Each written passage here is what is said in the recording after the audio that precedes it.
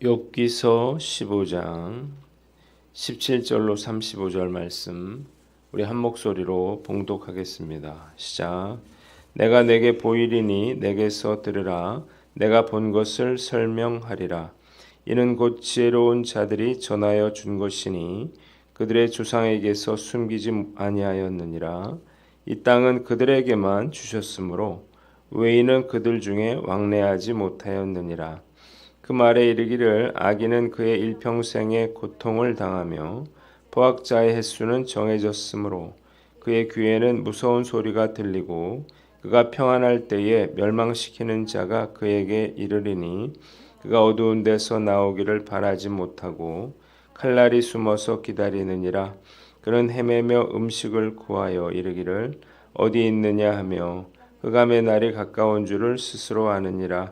환난과 역경이 그를 두렵게 하며 싸움을 준비한 왕처럼 그를 쳐서 이기리라. 이는 그의 손을 들어 하나님을 대적하며 교만하여 전능자에게 힘을 과시하였음이니라. 그는 목을 세우고 방패를 들고 하나님께 달려드니 그의 얼굴에는 살이 찌고 허리에는 기름이 엉기었고 그는 황폐한 성읍 사람이 살지 아니하는 집 돌무더기라 될 곳에 거주하였음이니라. 그는 부여하지 못하고 재산이 보존되지 못하고 그의 소유가 땅에서 증식되지 못할 것이라. 어두운 곳을 떠나지 못하리니 불꽃이 그의 가지를 말릴 것이라. 하나님의 입김으로 그가 불려가리라. 그가 스스로 속아 허무한 것을 믿지 아니할 것은 허무한 것이 그의 보응이 될 것임이라. 그의 날이 이르기 전에 그 일이 이루어질 것인즉 그의 가지가 푸르지 못하리니 포도 열매가 익기 전에 떨어짐 같고 감람꽃이 곧 떨어짐 같으리라. 경건하지 못한 무리는 자식을 낳지 못할 것이며 뇌물을 받는 자의 장막은 불탈 것이라. 그들은 재난을 잉태하고 죄악을 낳으며 그들의 뱃속에 속임을 준비하느니라. 아멘. 오늘은 욥기서 15장 말씀을 가지고 지혜로운 자들이 전하여 준 것이니 라고 하는 제목으로 묵상 나눔 하도록 하겠습니다. 엘리바스가 계속해서 욥을 정죄하고 있습니다. 오늘 세 부분으로 나눠서 생각해 봅니다. 먼저 17절로 19절인데 17절을 봅니다. 한번 따라해 봅시다. 내게서 들으라. 내가 본 것을 설명하리라.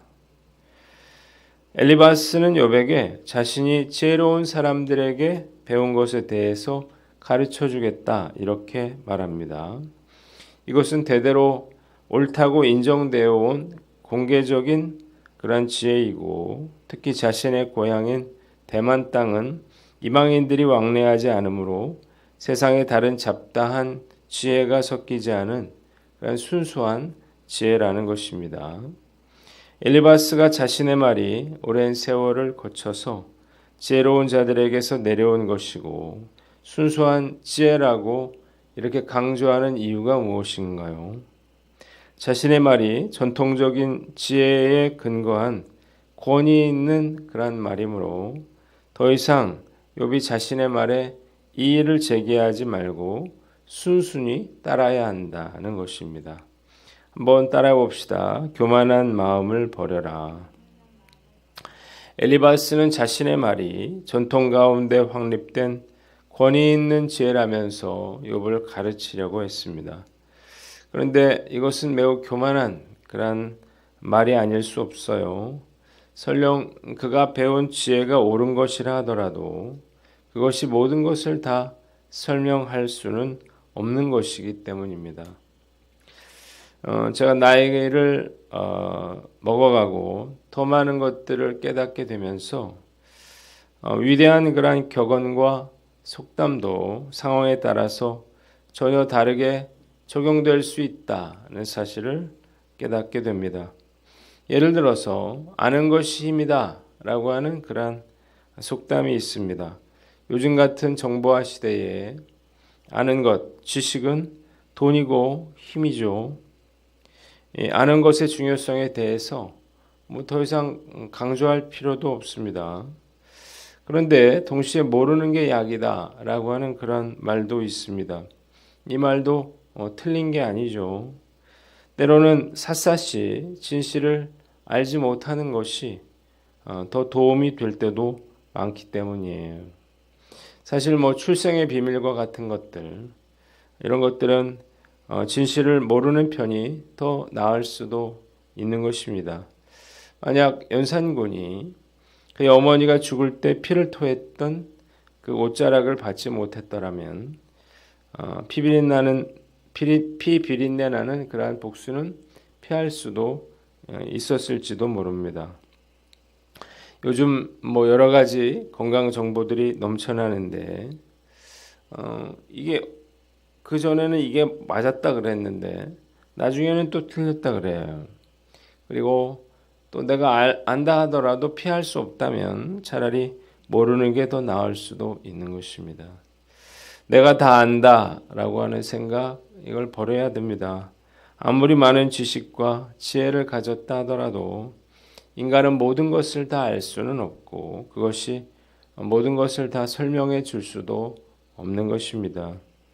때문에 벼가 익으면 고개를 숙이는 것처럼 더 많이 배우고 알수록 겸손하게 자신의 무지함을 인정해야 하는 것입니다.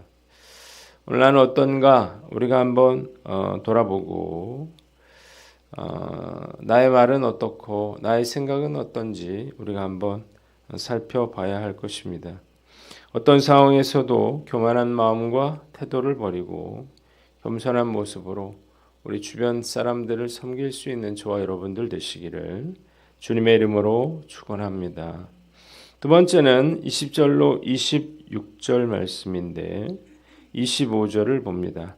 한번 따라 봅시다. 이는 그의 손을 들어 하나님을 대적하며 전능자에게 힘을 과시하였음이니라. 엘리바스는 악인이 하나님의 심판을 피할 수 없다라고 이렇게 욥에게 경고하고 있습니다. 악인은 일평생 고통을 당한다는 것입니다.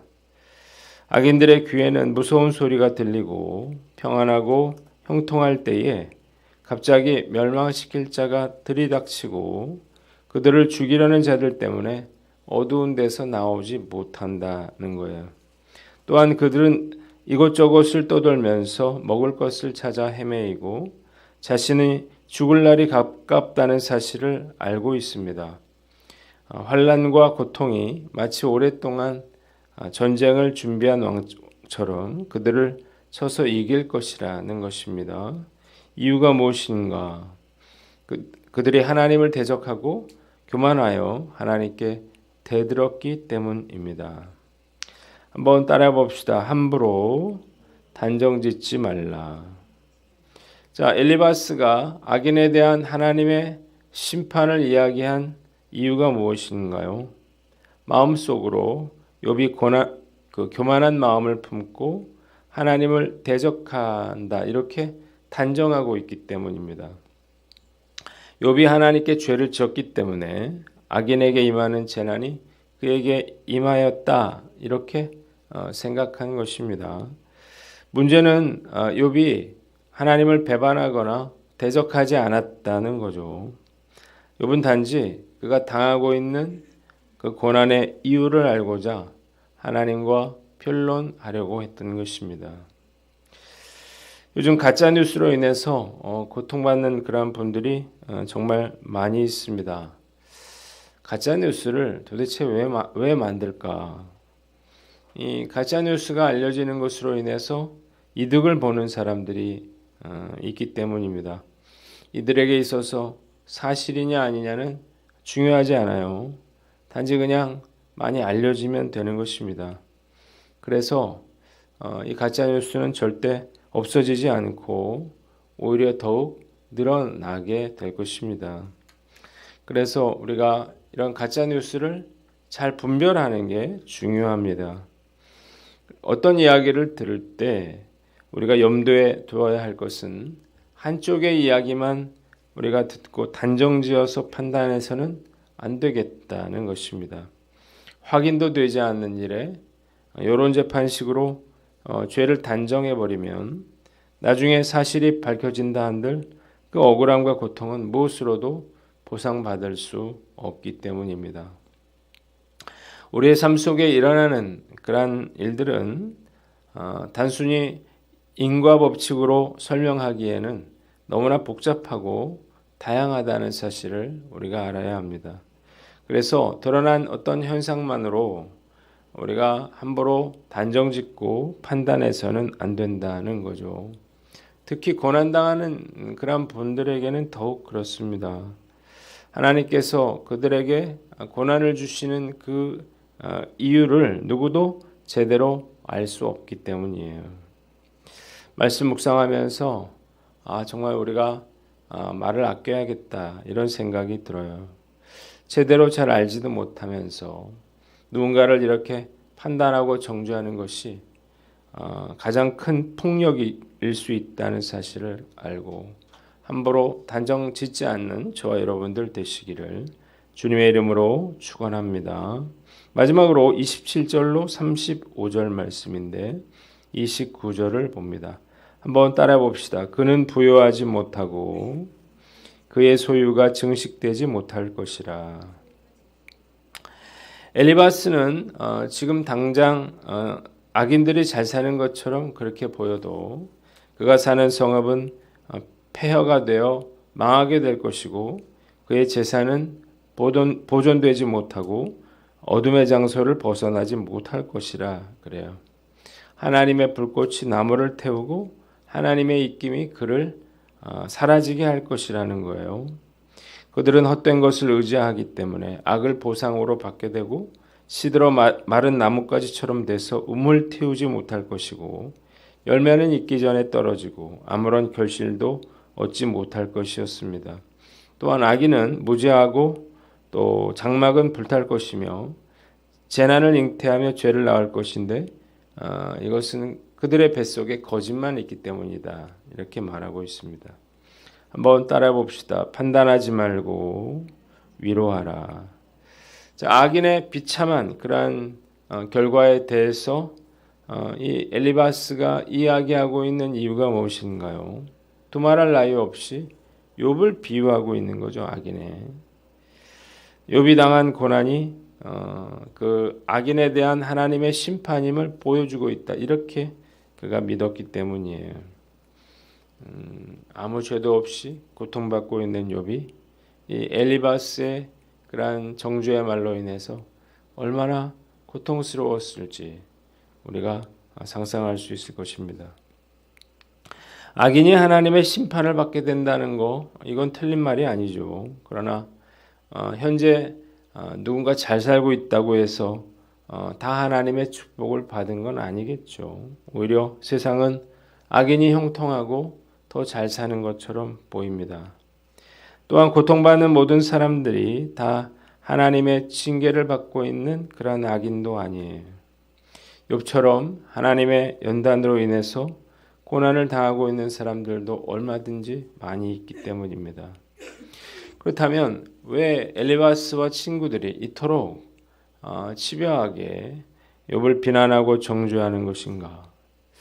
아이러니하게도 그들 딴에는 욥을 도우려고 하는 것입니다. 욥이 당하고 있는 고난이 그의 죄 때문이라면 그가 하나님 앞에서 그 죄를 회개해야만 그가 회복될 수 있으리라고 그들이 믿고 있기 때문입니다.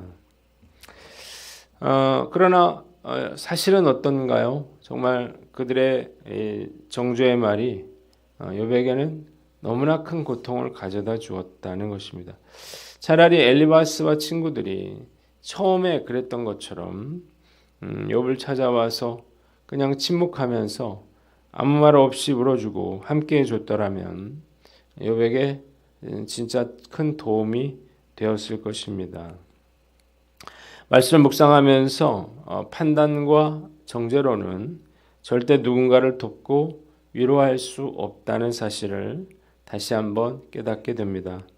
판단과 정죄는 하나님의 몫이라는 사실을 믿으시기를 바랍니다.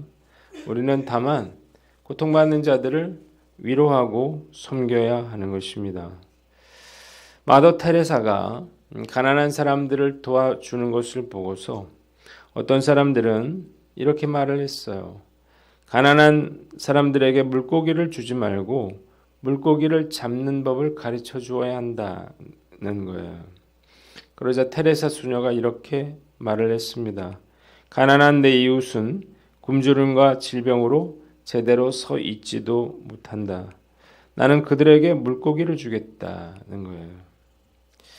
자, 고통받는 사람들에게 필요한 것은 답이 아니라 도움과 위로라는 사실을 우리가 알아야 합니다.